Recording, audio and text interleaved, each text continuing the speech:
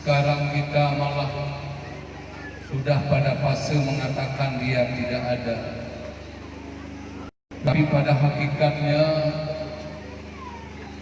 nampak di mata fase kedua di penghujung 2020 yang bermulai dari Inggris dan Eropa telah menghentikan seluruh penerbangan dunia, telah membuat gerakan ekonomi dunia terhenti, telah membuat antisipasi dari pemerintah Arab Saudi untuk menyelamatkan warga dari virus yang kemungkinan dibawa oleh para penziarah Ka'bah dan Madinah Munawwarah. Maka Allah masih memberikan hujan dingin sehingga nampak di mata buah kopi akan panen pada waktunya, buah-buahan akan kita panen pada waktunya dengan berkat usaha dan kerja kita.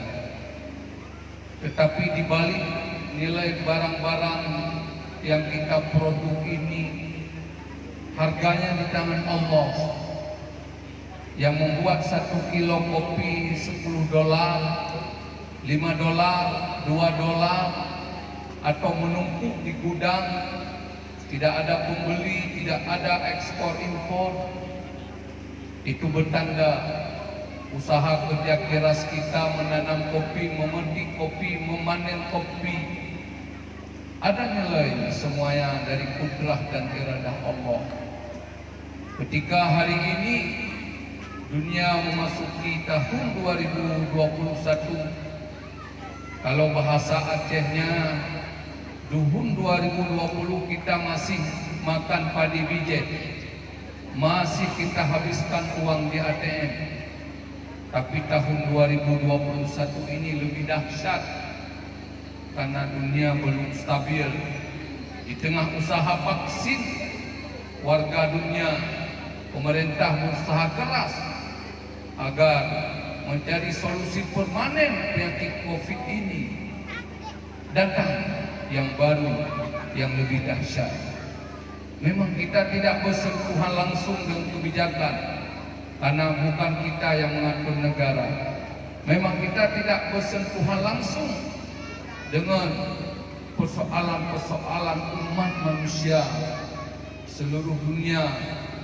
Pemerintah bukan kita, gubernur bukan kita, tapi nyakin kalah. Andai kata ada uang-uang BLT, bansos yang menurut kita itu banyak, karena ada 1,5 juta, ada 1 juta, tapi hakikatnya lebih. Cuma sebatas kita melihat para pemulung yang dia mampu mengumpulkan dari aqua bekas dengan Rp10.000 per hari. Kita berikan uang 5.000 sebatas sekali minum. Kita berikan uang 10.000 cuma untuk sekali makan. Maka pada hari ini kita tidak tahu bagaimana perjalanan dunia untuk bulan 5 akhir penghujung 2021 ini. Yang jelas, semua kita ingin kehidupan normal, ingin barang yang kita miliki ada harga jual tinggi, ingin kehidupan kita ini kita dapatkan nilai-nilai pendidikan anak yang hebat. Tapi ekonomi adalah salah satu faktor pendukung utama. Bila dunia tidak tuntas persoalan COVID ini, maka berimbas kepada sosial, berimbas kepada ekonomi, berimbas kepada seluruh kebijakan-kebijakan kehidupan. Yakinkanlah, semua kita selalu berpikir apa yang saya simpulkan yang terbaik menurut saya. Kita boleh mengatakan bahwa hari ini negara hadir dengan keterbatasan. Tapi kita jangan melihat semata-mata Indonesia ini. Lihat Timur Tengah yang sudah porak-poranda. Suriah 5 tahun dalam peperangan, habis semua warga negaranya. Lihat Libya, lihat kekuatan Islam yang ada di Timur Tengah, hancur porak-poranda. Itu kenapa? Karena semua kita Islam ada warna Islam yang dibenturkan dengan keislaman dan kelompok-kelompok sesama Islam. Maka NKRI yang sedang kita jalani ini, berdoalah kepada Allah agar kita jauh dari peperangan. Berikan kesempatan kepada teman-teman kita untuk memahami bahwa nilai-nilai dosis cinta kepada Allah, cinta kepada agama yang selalu dibarengi oleh emosional telah melahirkan kelompok-kelompok yang cuma membenarkan dirinya dan menyalahkan bila orang-orang yang tidak sesuai dengan jalur pemikirannya. Berakhirlah kita kepada kehancuran, berakhirlah kita kepada pengelompokan yang membenarkan kelompok kita dan menyalahkan kelompok yang lain. Oleh karenanya, berdoalah kepada Allah di atas proses dunia yang sedang krisis, di atas semangat kita beragama yang begitu bersemangat, tidak kita logikakan dengan fakta dan kenyataan bahwa kita tinggal di negara yang bukan berataskan Islam, tetapi mengadopsi nilai-nilai keislaman kita dan melindungi kita dalam beragama. Maka semua kita dengan berkat Maulid ini, kita taubat kepada Allah untuk mengubah mindset kita, bahwa kita yang menganggap masih aman-aman, masih tenang-tenang, di depan mata kita tantangan besar. Siapa yang akan mengubah keadaan? Siapa yang mampu mengendalikan dirinya, ekonominya, keluarganya, sosialnya, stabilitas hidupnya? Jawabannya semuanya adalah dalam genggaman Allah. Sehingga di antara doa, Allahumma la takilna tarfatal ain, ya Allah, jangan berikan aku untuk mengurus diriku sedetik pun, karena itu tiada daya dan tiada kemampuan pada diri kita. Oleh karenanya, wujud zikir yang akan kita zikirkan sebagai bentuk nilai kejujuran yang kita ungkapkan lewat lidah, bahwa kita ingin kepada Allah untuk menyerahkan seluruh urusan kita, untuk mentotalkan nilai-nilai ibadah dan ikhlas kita kepada Allah. Karena hanya Allah lah yang tempat kita mengharap, karena kepada Allah lah yang akan mewujudkan seluruh yang terbaik dalam kehidupan. Karena dia tidak lebih daripada innama amru idza arada syai'an ayyaqula lahu kun fayakun. Sesungguhnya ingat betul-betul apa yang akan kita jalani dan telah kita jalani dan sedang kita jalani terjadi wujudnya dengan takdir Allah. Umi-umi dan ayah sekalian, ketika Zinnun Al-Misri dia datang dengan anaknya untuk mencari ikan di laut, dengan memancing dia dapatkan ikan. Ketika dia dapatkan ikan, ikan itu bertasbih kepada Allah. Karena seluruh yang ada di bumi ini, pepohonan, rumput, ikan, semuanya mengingat Allah. Allah tidak menyia-nyiakan wujud semuanya. Siapa yang mengetahui bahwa semua makhluk ini dalam mengingat Allah adalah orang-orang yang kasyaf, yang bisa melihatnya. Sementara kita tidak lebih sebagai perangkat pendukung untuk kebutuhan kita. Maka dia dilepaskan ikan itu karena dia berzikir kepada Allah. Kali kedua dapat lagi ikan. Waktu dipancing sedang berzikir kepada Allah, dia lepaskan lagi. Akhirnya orang tua berkata kepada anaknya, kalau terus ikan itu yang kita dapatkan kamu suruh lepas karena berzikir, apa yang kita makan? Kita bertawakal kepada Allah. Pulanglah Zinnun Al-Misri dengan putrinya ke rumah. dia bertawakal kepada Allah. Maka tawakal yang total, turunlah makanan dari surga selama 17 tahun. Yang tiap waktu datang makanan dari surga, yang tiada basi, yang tiada expired, bisa dimakan tiap waktu dengan kelezatannya yang tidak terhingga. Karena begitu lama Dinun Al-Misri menikmati hidangan dalam surga yang dihantarkan tiap waktu, dia merasakan bahwa ini datang makanan dari surga bukan karena putriku, tapi karena diriku. Pada saat itulah Allah cabut nyawa putri Dinun Al-Misri. Ketika dia meninggal dunia, maka Dinun Al-Misri tidak lagi mendapat makanan dari surga. Saat itu dia baru sadar bahwa makanan yang datang dari surga dulu itu adalah makanan bukan gara-gara beliau, tapi gara-gara putrinya yang saleh. Dari kisah ini kita menjadi satu inspiratif yang kita selalu mengatakan, wahai istriku, kamu kenyang karena aku berusaha. Anak-anakku, kamu dapat rezeki karena aku yang mencari. Itu bukan. Kita cuma berusaha, tapi tidak memberi bekas. Selama kita mengatakan hebatnya saya, rezeki karena saya, kita iktikadkan itu, kita jadi murtad dan kafir. Ketika kita kawin, pada saat itu kita mementrakkan diri kepada Allah, saya siap untuk mencari nafkah buat istri. Punya anak, berarti Allah telah mentakdirkan kita siap mencari rezeki buat anak kita. Maka Allah titipkan rezeki itu lewat suami, yang suami dia titipkan kepada istrinya untuk dikonsumsi, untuk dimasak, dibagi kepada keluarga. Jangan pernah kita para orang tua merasa bahwa rezeki, kekayaan yang kita miliki itu karena kita.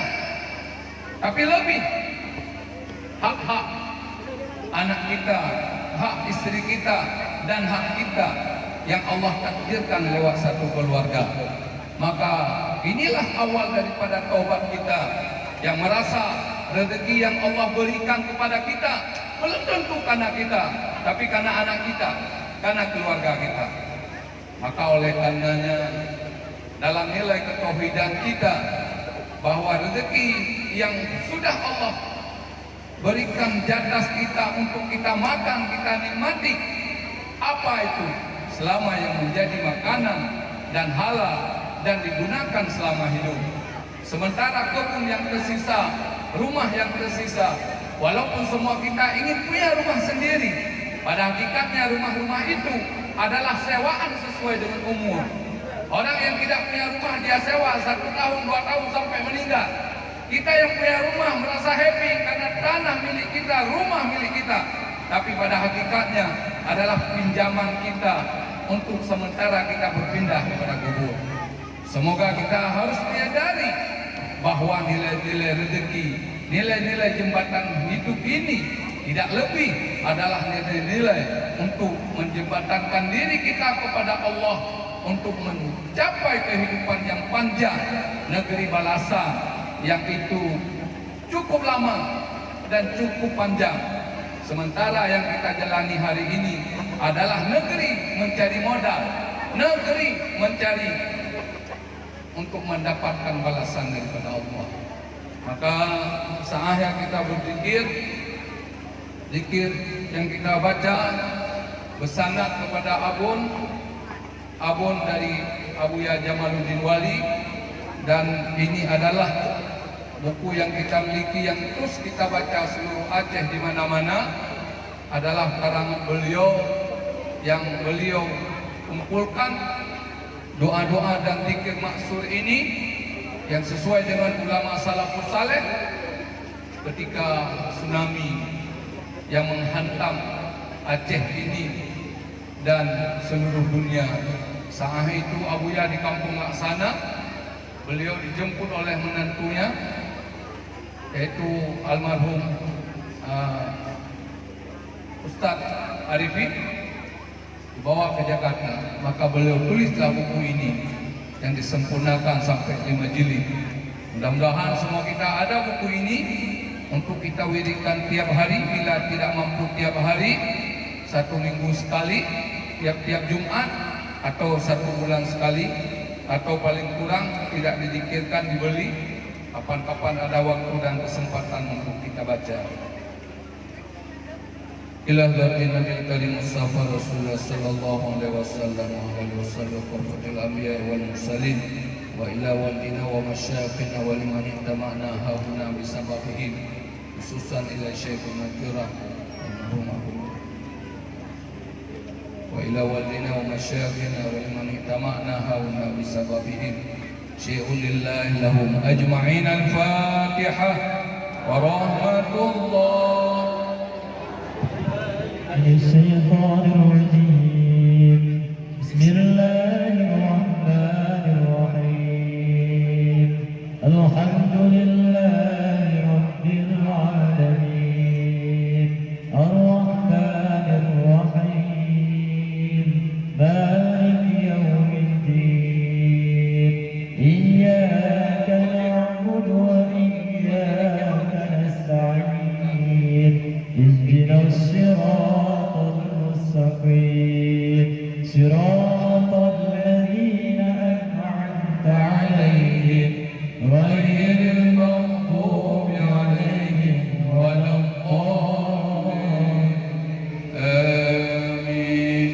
سبحان الله والحمد لله ولا